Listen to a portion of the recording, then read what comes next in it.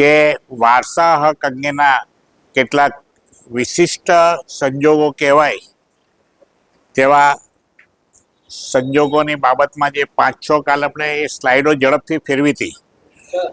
જી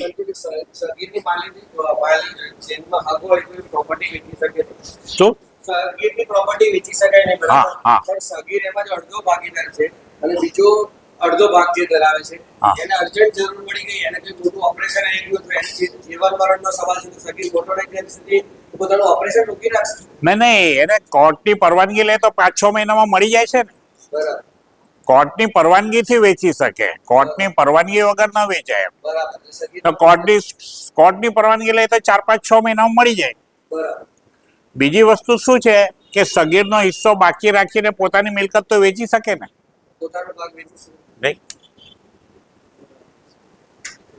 પછી એમાં તમે એક વિડીયોમાં કીધું કે 90% 50% હોય તો પછી ભાગ કરાવવો પડે ને. એટલે એને પાર્ટીશન કરવું પડે, પણ પેલાનું ઇમરજન્સી નીકળે, ઇમરજન્સીનો પાર્ટ તે વખતે કામ લાગે ને. અને પછી 6 મહિના પછી પેલાની પરમિશન આવે એટલે બાકીની મિલકત બી એને મળી જાય ને, એટલે ભાગ પડાવવાની જરૂર ન પડે ને. સમય સાચવી લેવા માટે એટલું ઝડપથી થઈ શકે પેલું બાકી રાખે. હવે તમે બી કહી દો સવાલ, એટલે આપણે સવાલથી ચાલુ કરીએ. ભાઈ તમારો સવાલ બી પહેલા લઈ લઈએ એટલે પછી આગળ ચલાવીએ.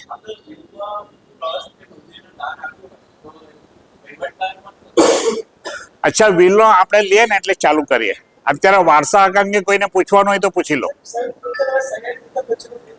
શું સંયુક્ત અને ગઈકાલનું આખી રાત એ વિચાર જ કર્યું સંયુક્ત અને સહિયારી, કારણ કે ગઈકાલે સાંજે તમે પૂછ્યું હતું એટલે સંયુક્ત અને હા હા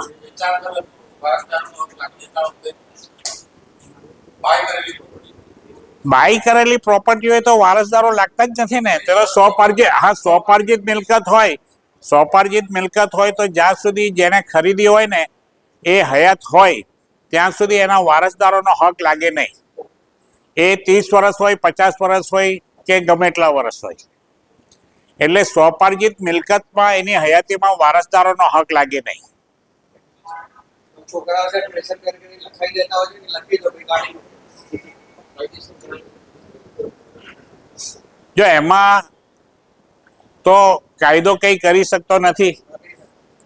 કાયદોની બી થોડી મર્યાદાઓ છે, કારણ કે જે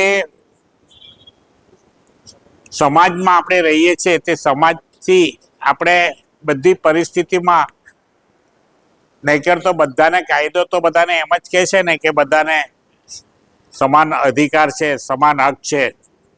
જો દરેક જણ પોતાના હક પ્રત્યે જેટલા જાગૃત છે એટલા પોતાની જવાબદારી અને ફરજ પ્રત્યે જાગૃત હોય ને તો કોર્ટ ચલાવવાની જરૂર જ ના રહે.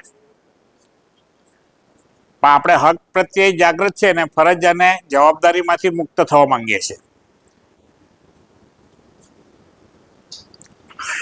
હવે આ અગ્રતા હક છે કે સહિયારી મિલકત ખરીદવાનો સહમાલિકને અગ્ર હક છે. તો એમણે પૂછ્યું કે સંયુક્ત મિલકત અને સહિયારી મિલકત બેમાં શું ફરક? કોઈ કહેશે સંયુક્ત અને સહિયારી એ બેમાં શું ફરક? કો-પર્સનરી અને જોઈન્ટ ઓનરશિપ. જોઈન્ટ ઓનરશિપમાં ખરીદતી વખતે હિસ્સો આપેલો હોય અને કો-પર્સનરીમાં એને એઝ અ વારસાઈ તરીકે અથવા છે પિતાના પુત્ર તરીકે અથવા તો માતાના પુત્ર તરીકે એને વારસામાં મળ્યું એને સહિયારું કહેવાતું હોય.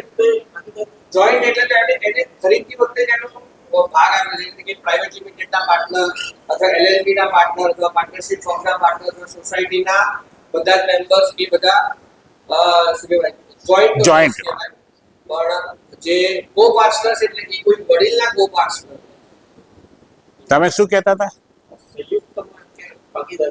ભાગીદાર. જો આમનો જે જવાબ છે ને બિલકુલ પરફેક્ટ છે. સહિયારી એટલે શું છે કે અનડિવાઇડેડ શેર. અનડિવાઇડેડ શેર કે વડીલોપાર્જિત મિલકત આવી હોય તો એમાં શું છે કે દરેક ભાઈ બહેનોનો હિસ્સો લાગી જાય. હવે સહિયારી મિલકત કોપર્સનલી એવું કહેવાય કે એમાં રાઇટ્સ કાયદાએ આપ્યા છે કે ભાઈ એક ભાગીદાર જો ભાગીદારી પેઢી હોય તો ભાગીદારી દસ્તાવેજમાં મોટે ભાગે એવો ઉલ્લેખ કરેલો હોય છે કે કોઈ પણ ભાગીદાર પોતાનો હિસ્સો કોઈ ત્રાહિતને વેચી શકશે નહીં. જો એવું જોગવાઈ થઈ ગયું હોય તો એ સહિયારી થઈ જાય. indirectly say. જ્યારે એ વેચી નહીં શકવાનો હોય તો સંયુક્ત એટલે સમજો કે કોઈ બે વ્યક્તિએ વેચાણ જગ્યા લીધી તો એક ભાગીદાર બીજાને વેચે તો બીજો એને રોકી શકે નહીં, તો એ વેચી શકે. જ્યારે સહિયારીમાં શું છે કે વારસાઈથી પ્રાપ્ત થયેલી મિલકત હોય તો કાયદામાં એવી જોગવાઈ છે કે જ્યાં સુધી સહમાલિક ખરીદવા તૈયાર હોય ત્યાં સુધી એ ત્રાહિતને વેચી શકે નહીં. અને એ સહિયારી એટલા માટે કહેવાય કે કૌટુંબિક ભાવના જળવાઈ રહે. જો કોઈ કુટુંબમાં 4-5 ભાઈઓની વચ્ચે કોઈ અજાણી વ્યક્તિ આવી જાય તો આખું કુટુંબ વેરવિખેર થઈ જાય અથવા તો અશાંતિ ભોગવે. એટલે કાયદાએ કેવું છે કે ભાઈ કુટુંબમાં શાંતિ જળવાઈ રહે એટલા માટે પોતાનો હિસ્સો જ્યાં સુધી સહમાલિક લેવા તૈયાર હોય ત્યાં સુધી બીજાને વેચી શકે નહીં. આમ છતાં જો વેચાણ કરે તો એ સહિયારી મિલકતમાં પ્રવેશ કરી શકે નહીં, કબજામાં દાખલ થઈ શકે નહીં. અને એના કારણે શું છે કે એને માલિકી હક મળે પણ કુટુંબમાં દાખલ થવાનો અધિકાર મળતો નથી. હવે ઘણીવાર કેવું થાય કે 4 ભાઈઓ હોય તો 3 ભાઈઓ વેચે અને એક ન વેચે તો મેજોરિટી 75% પેલા એ ખરીદી લીધી, 25% બાકી રહી ગઈ. 75% ખરીદી લેવા છતાં એ 75 વાળો પેલા 25% વાળાને ડિસ્ટર્બ કરી શકે નહીં. 100% કબજો પેલા 25% વાળાનો જ ગણાય. જ્યાં સુધી એ 75% વાળો કોર્ટમાં જઈ પાર્ટીશન ન કરાવે ત્યાં સુધી એ અંદર દાખલ થઈ શકે નહીં.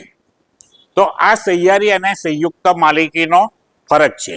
અને આ એની કાયદાની જોગવાઈ છે અને એનું જજમેન્ટ છે કે સહિયારી માલિકીની જગ્યા હોય તો એક સહમાલિક બીજા કોઈની સંમતિ વગર ત્રાહિતને વેચી શકે નહીં. વડીલો પાર્જિત મિલકતની આપણે કાલે વાત કરી હતી કે એક ફાધર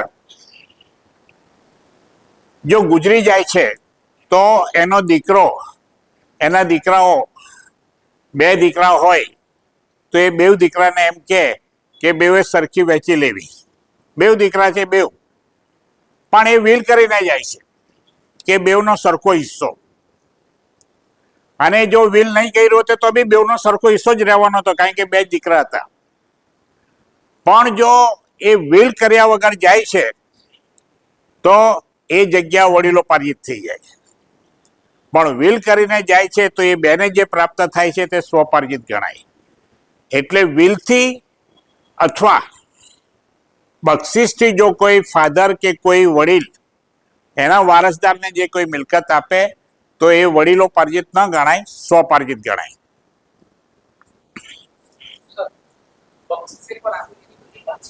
નહીં લઈ શકાય, બેવની સંમતિથી થઈ શકે. સંબંધિત થયું એટલે તો મારી પાસે બક્ષિસ લેનાર પાછું પેલાને બક્ષિસ આપે એટલે એવી જ વાત થઈ ગઈ ને. એટલે બક્ષિસ કેન્સલ કરાવવી પડે અથવા તો બક્ષિસ પાછી આપવી પડે. એનાથી બક્ષિસ પેલો બીજા પેલા લેનાર પાછું આપનારને આપે. આમાં શું છે કે મુંબઈ હાઈકોર્ટમાં આ ખૂબ મોટી એક લિટિગેશન ચાલ્યા હતા. એક બાપે દીકરાને બક્ષિસ કરી આપી, પોતાની પાસે કંઈ રાખ્યું નહીં અને પછી દીકરાએ મિલકત આવી ગયા પછી બાપને રોડ પર કાઢી મૂક્યો. રેમન્ડનો તો દાખલો બહુ જાણીતો છે પણ એ સિવાયનું આ રેમન્ડનો લિટિગેશન નહોતો, આમાં લિટિગેશન થયું હતું અને હાઈકોર્ટે એ બક્ષિસ રદ કરી. કાયદા પ્રમાણે રદ થઈ શકતું નથી પણ નેચરલ જસ્ટિસનું ગ્રાઉન્ડ ઊભું કરી અને એને રદ કર્યું કે જે હેતુથી બક્ષિસ કરવામાં આવી હતી તે હેતુ અગર નિષ્ફળ જતો હોય તો તે બક્ષિસ નિષ્ફળ ગણાય. પણ એ અત્યારે પાછું સુપ્રીમમાં પેન્ડિંગ પડી રહ્યું છે કે લાગણી કાયદો બે વસ્તુ જુદી છે.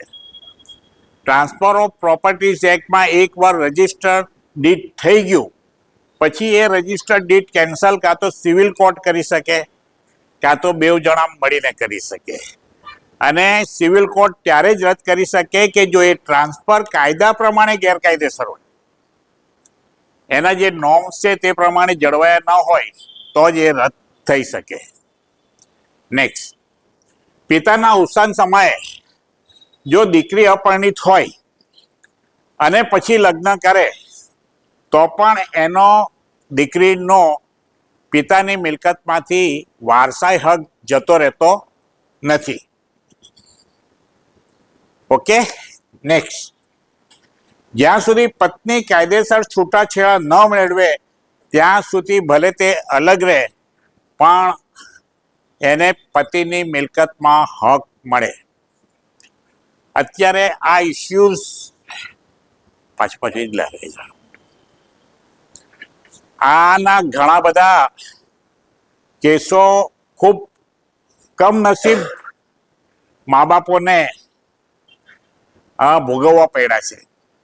સામાન્ય રીતે અત્યારે શું છે કે પતિ પત્ની છૂટા રહેતા હોય એવો અસંખ્ય બનાવો બને છે. અને ક્યારેક તો કેવું કે 1 મહિનો 2 મહિના રહ્યા હોય ને છૂટા પડે. કાલે આપણે એક્સિડન્ટની વાત કરી કે લગ્ન કરીને જતા હોય અને જો ધણી મરી જાય તો ધણિયાણી તો હજુ ઘરે નહીં પડશે તો બી માલિક બની જાય. તેમ છૂટાછેડા ન લીધા હોય ને આવી રીતે જુદા રહેતા હોય, એ લોકોને બનતું જ ન હોય. સાથે કોર્ટમાં કેસ ચાલતો હોય, કોર્ટના કેસમાં 5, 7, 10 વર્ષ થઈ ગયા અને એમાં એકાએક જો પતિ ગુજરી જાય તો પત્ની એની મિલકતની માલિક બને, ભલે સાથે રહેતા ન હોય તો પણ. અને તે સમયે એના પિતા અટવાઈ જાય, કારણ કે પિતા એ દીકરાના મિલકતમાં માલિક બનતા નથી. તો અડધી મિલકત માતાને જાય અને અડધી એની પત્નીને જાય. અને જો માતા ન હોય તો સંપૂર્ણ મિલકતની માલિક પત્ની બની જાય કે જે એની સાથે રહેતી જ નહોતી. અને એ છોકરાના કુટુંબીજનો, ભાઈઓ બહેનો એ બધા જ જાણે કે દુશ્મનને પ્રોપર્ટી આપી દેવાની છે એવા સંજોગો ઊભા થાય. આવા સંજોગોનો જો પ્રિકોશન લેવા હોય તો શું કરી શકે વ્યક્તિ? જે લોકોના છૂટાછેડાના કોર્ટમાં કેસ ચાલતા હોય તેમણે કેસ કરતી વખતે જ વિલ બનાવી લેવું પડે. તો એ કેસ વિલ બન્યું હોય તો પત્ની છૂટી થઈ શકે. અધરવાઇઝ પત્ની બની જાય, ભાઈ બહેનો બધા અટવાઈ જાય. નેક્સ્ટ, 2005માં જ્યારે સુધારો આવ્યો આપણે હિન્દુ સક્સેશન એક્ટમાં, તો પહેલા શું હતું કે દીકરી પાર્ટીશન માંગી નહોતી શકતી. પાર્ટીશન જો કરવું હોય તો પુરુષ વારસદાર હોય એટલે ભાઈઓ હોય તે પાર્ટીશન કરી શકે. દીકરીનો અંદર ભાગ લાગે, વારસા હક લાગે, પણ એ પાર્ટીશન માંગી શકતી નહોતી. પણ 2005ના સુધારા પછી દીકરીને પણ એ હક મળ્યો કે એને જો પોતાનો હક જુદો જોઈતો હોય તો એ પાર્ટીશન માંગી શકે. જો કોઈ લગ્નના કારણે ધર્મ પરિવર્તન કરે તો ધર્મ પરિવર્તન કરવાથી એનો વારસાઈનો હક જતો રહેતો નથી. ધર્મ પરિવર્તન કરે તો પણ એક હિન્દુ પુરુષ હોય અને એની પત્ની કોઈ મુસ્લિમમાં લગ્ન કરે તો સામાજિક રીતે ખૂબ ખોટું કહેવાય. પણ જો એ હિન્દુ પુરુષ ગુજરી જાય તો કુટુંબની મરજી વિરુદ્ધ લગ્ન કર્યા હોવા છતાં એ મુસ્લિમ બની ગયેલી છોકરીને પણ હિન્દુ પિતાની મિલકતમાં વારસાઈ મળી શકે.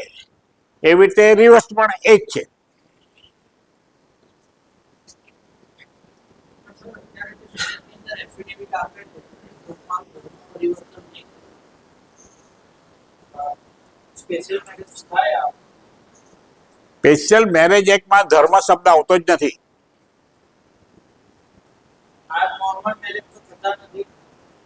કે નોર્મ આનું જે રજીસ્ટ્રેશન થાય એ તમારે સ્પેશિયલ મેરેજ એક્ટ પ્રમાણે જ કરવાનું થાય. કોનું? હિન્દુ મુસ્લિમ કે ના, એવું નથી ને. કોઈક સમજો હમણાં ધર્મેન્દ્રભાઈ ગુજરી ગયા એની આપણે વાત કરીએ તો એને બીજા લગ્ન કરવા હતા તો એ મુસ્લિમ બની ગયો તો એને કાયદેસર લગ્ન કર્યા તો એને નિકાહ પડ્યા તો એ 2 લગ્ન કરી શક્યો. કાલે અમરસિંહભાઈની વાત કરી હતી તો એમાં સ્પેશિયલ મેરેજ એક લાગુ નથી પડતો. અત્યારે કેવું છે કે વિરુદ્ધ વિધર્મી લગ્ન કરતા હોય તો એનું ઘી કાંટા આપણે મેરેજ કરવાના થતા હોય સર્ટિફિકેટ એ લોકો જ આપતા હોય. ના, એવું નથી. અસાન ધારાની જેવું છે. અસાન ધારામાં જેમ કોઈક મિલકત વેચવી હોય તો કલેક્ટરની પરવાનગી લેવી પડે એમ જ્યારે વિરુદ્ધ જ્ઞાતિનું કોઈ લગ્ન કરવાનું હોય તો કલેક્ટરની પરવાનગી વગર એ લગ્ન થઈ શકતા નથી. એટલે ધર્મ પરિવર્તન એક્ટ જે છે તેમાં લગ્ન માટે રિસ્ટ્રિક્શન છે કે વિરુદ્ધ જ્ઞાતિના કોઈ પણ હોય, હિન્દુ મુસ્લિમ સાથે કે મુસ્લિમ હિન્દુ સાથે લગ્ન કરવાના હોય તો એને પહેલાં કલેક્ટરની પરવાનગી લેવી પડે. કલેક્ટર પરવાનગી આપે, સમજો કોઈ મુસ્લિમ છોકરી હિન્દુ થતી હોય તો એ કલેક્ટર એને પરવાનગી આપે તો હિન્દુ વિધિ પ્રમાણે એ લગ્ન કરી શકે. એફિડેવિટ બી આપે છે કે હું મારો ધર્મ નહીં છોડું, હું આ વ્યક્તિ સાથે. જો એફિડેવિટ કાયદાને કંઈક જે આપણે જે વાત કરીએ તે કે કાયદા વિરુદ્ધના કોઈ પણ લખાણ હોય ને તેનો અમલ થઈ શકે નહીં. કોઈને ધર્મનું પરિવર્તન કરતા રોકી શકે નહીં. આપણું બંધારણ એમ કહે છે કે દરેકને પોતાનો ધર્મ પાળવાનો અધિકાર છે અને દરેકને ધર્મ પરિવર્તન કરવાનો અધિકાર છે. એક બાજુ કલેક્ટર એ એટલા માટે કે એ ધાક ધમતીથી જબરજસ્તી પરિવર્તન નથી કરતા. જેમ અસાન ધારામાં વેચવાની જે સવાલ છે ને તે જ આમાં છે કે કોઈ જબરજસ્તી તો ધર્મ પરિવર્તન નથી કરાવતું ને. અને એટલે કલેક્ટર શું છે કે એફિડેવિટ લઈ લે છે કે ભાઈ હું ધર્મ પરિવર્તન નહીં કરીશ, પણ લગ્ન કર્યા પછી કલેક્ટરનું ઘર જોવા જતો નથી કે કેવી રીતે ચાલે છે. બ્રાહ્મણ ફક્ત લગ્ન કરાવી શકે, પછી છૂટાછેડા માટે તો વકીલ પાસે જ જવું પડે, બ્રાહ્મણ પાસે નહીં જવાય. બરાબર? નેક્સ્ટ,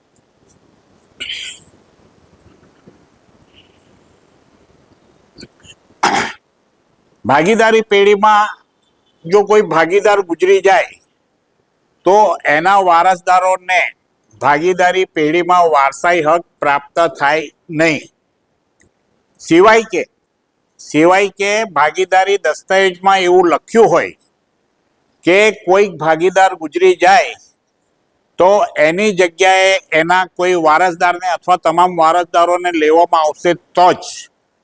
અધરવાઇઝ કોઈ ભાગીદાર ગુજરી જાય તો જે દિવસે ગુજરી જાય તે દિવસે એની ભાગીદારી પેઢીમાં જે કેપિટલ હોય તે રિઝર્વ થઈ જાય. અને જ્યારે બધા એના વારસદારો મળીને નક્કી કરે કે ભાઈ આ પૈસા અમને આપો, ત્યારે એ પૈસા એને જાય, પણ પેઢીમાં એ વારસાઈ દાખલ કરાવી શકે નહીં. આપણે કાલે જોયું કે કોઈક વિધવા થઈ જાય અને એને કોઈ આવકનું સાધન ન હોય અને મજબૂરીથી કદાચ કોઈ અનૈતિક ધંધો બી અજમાવી લે તો એનો વારસા હક જતો રહેતો નથી. એવી જ રીતે કોઈક છોકરી ભાગી જાય લગ્ન કરીને, પછી પત્ની કે પતિ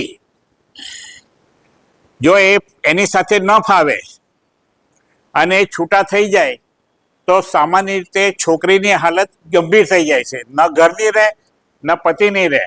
એવા સંજોગોમાં એ જો પોતે કંઈક કમાણી ન કરી શકે તો એવા સંજોગોમાં એને ખોટા ધંધામાં જવું પડે.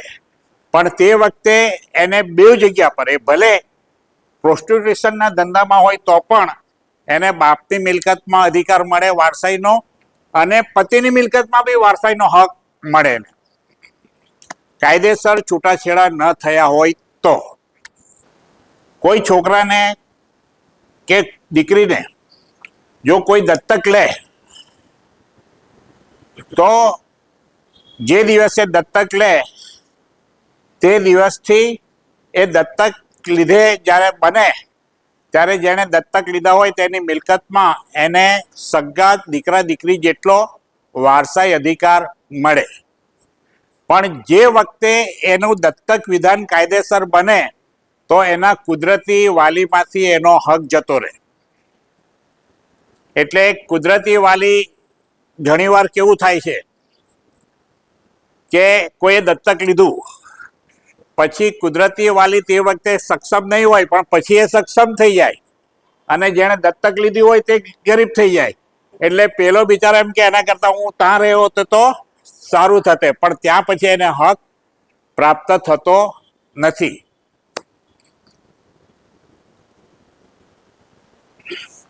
હવે વારસા હકનું આપણે અહીંયા ચેપ્ટર પૂરું કરીએ છીએ. વારસા હક અંગેનો કોઈ સવાલ હોય તો આપણે પૂછી શકીએ છીએ, પછી આપણે વીર ચાલુ કરીએ. હા, દત્તક એટલે એડોપ્શન. આપણા ત્યાં એડોપ્શન દત્તક વિધાન કરવો પડે છે કે કોઈ દીકરો કે દીકરી કોઈને ન જન્મતા હોય તો પોતાના સગાવાલા ભાઈ બહેનના છોકરાને પોતાના છોકરા તરીકે દત્તક લઈ લે. દત્તક લે તો પછી એના કુદરતી વાલી કોઈ પણ હોય તો એના મા બાપનું નામ ત્યાંથી હટી જાય અને જેણે દત્તક લીધું એના બાપ ગણાય. અને એની પાછળ એ દત્તક લેનારને ફાધર તરીકે લખવામાં આવે. યસ.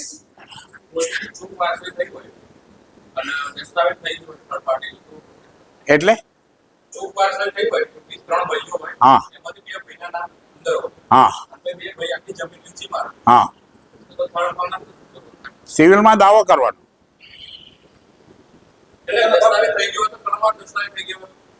તો ત્રણે ત્રણ દસ્તાવેજ ગેરકાયદેસર ઠરે. એ લોકોને બે ભાઈ પૂરતો અધિકાર મળે, 1/3 પ્રોપર્ટીનો દસ્તાવેજ ગેરકાયદેસર ગણાય. 1/3 પ્રોપર્ટી માટે પેલો હકદાર થઈ શકે. 3 વર્ષ. તો લિમિટેશન એક્ટ બાદ નડે તો પછી એનો હક